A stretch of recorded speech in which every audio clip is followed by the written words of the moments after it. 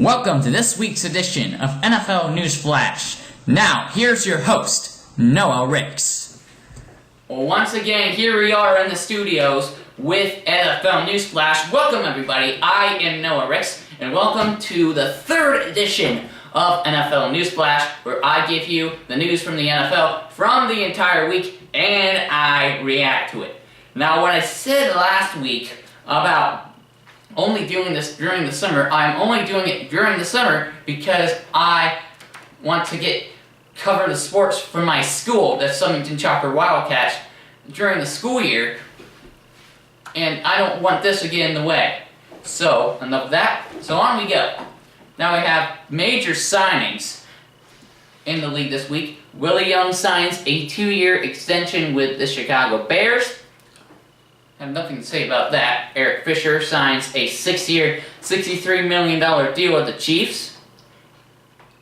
And this is a big signing. Reggie Bush signs a 1-year deal with the Bills. He is a good backup for LeSean McCoy. So if LeSean McCoy does end up going down, then Reggie Bush will be there to fill the void.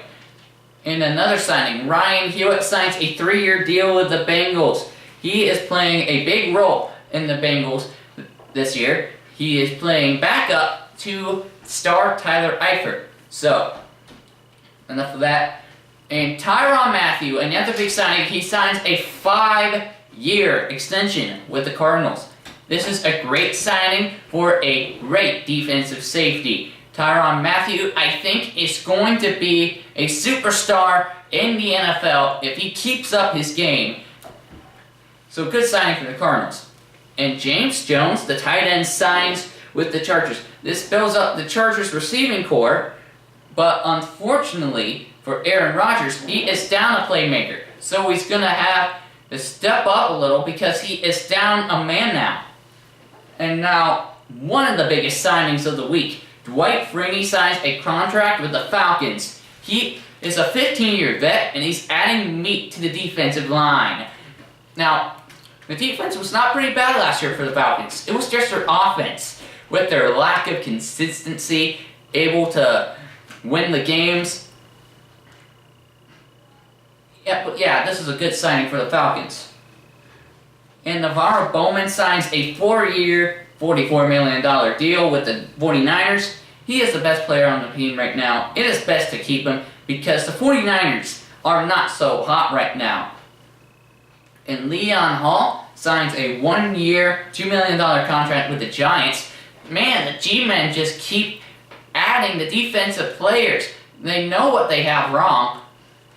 And they will probably be huge contenders to win the NFC East this year. The lackluster NFC East. And Nick Foles reuniting with his former coach, Andy Reid, as he signed with the Chiefs. This works out for Foles, who probably did not like the Rams organization, which is probably why he demanded a release from the Rams. So, it works out for Foles. He's all fine. So the Chiefs signed Jerron Johnson, the safety, and he is a backup for Eric Berry. So if Berry does end up getting injured, then Jerron Johnson will be there. But this is the biggest signing of the week.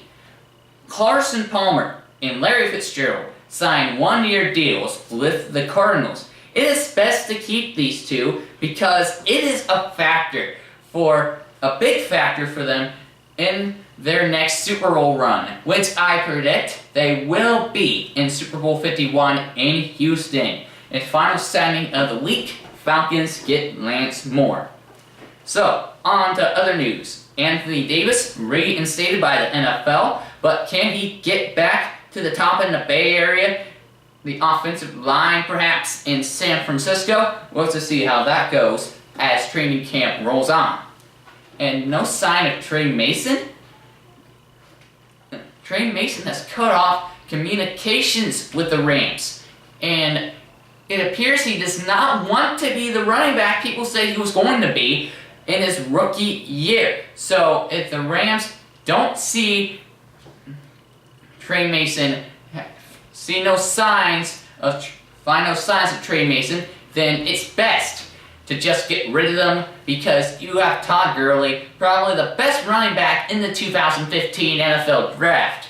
So, no harm done there. Now, Peyton was at the Dolphins camp this week. He just can't get away from football. He just loves the sport, which is good. Anyone who loves football just can't get away with it. This is why I can't get away with it. I think about it every day. So good for Peyton. He's doing something that he loves. And Tom Coughlin's still in football. New senior advisor to football operations. It ain't a coaching job, but it's football. And if it's football, then it counts. So this is a big blow for the Chargers. Stevie Johnson will have surgery on torn meniscus. Even though they signed James Jones, they can't lose anyone on the Chargers offense because the Chargers were in pretty close games last year, but they went 4-12. So it's best to keep these guys healthy in order to have a better record. Now, rookie William Jackson tears a pec, the rookie for the Bengals.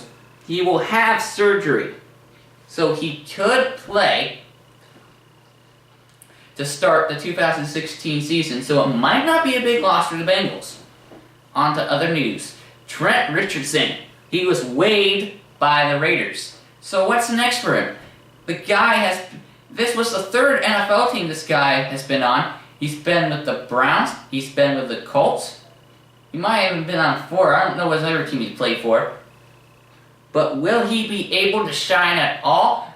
Will he be able to be the running back he was at Alabama when they won the national championship? Let's see, as he is now a free agent. In the Vikings, their summer playbook honors the Minnesota native, Prince. So even though he is gone, he is still in our hearts. Even though he died like about 4 months ago, he will just not go away in our thoughts and hearts. So the Vikings are just honoring a legend. And now Kellen Moore, the Cowboys backup, breaks his ankle and will have surgery. That is not good for Tony Romo, because if he does end up going down again this year, then the Cowboys will have to sign another backup quarterback. They had interest in Josh McCown, but Josh McCown is planning on staying in Cleveland. So this is not good news for the Cowboys, Jerry Jones, and Tony Romo. On to other news. The Bears' Alshon Jeffrey is dealing with a hamstring injury. It is important for the Bears not to lose this guy because he is the best player on the team. Because he is Jay Cutler's #1 target. Because with Brandon Marshall gone, he has to fill the void for the lackluster Bears, who were last in the division last year again.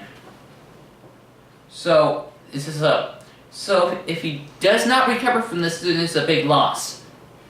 And finally, are you ready for some football again? Because I've been waiting for so long. The Packers and the Colts square off in Canton tomorrow in the Hall of Fame game.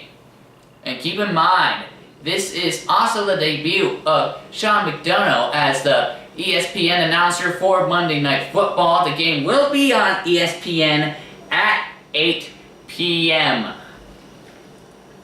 We are just finally getting back to some football. I've been waiting for about 6 months now with no football. I had to watch replays over and over again. I'm just glad that we're getting back to football. So that wraps it up here from the studios. From NFL Newsflash, this is Noah Ricks saying so long.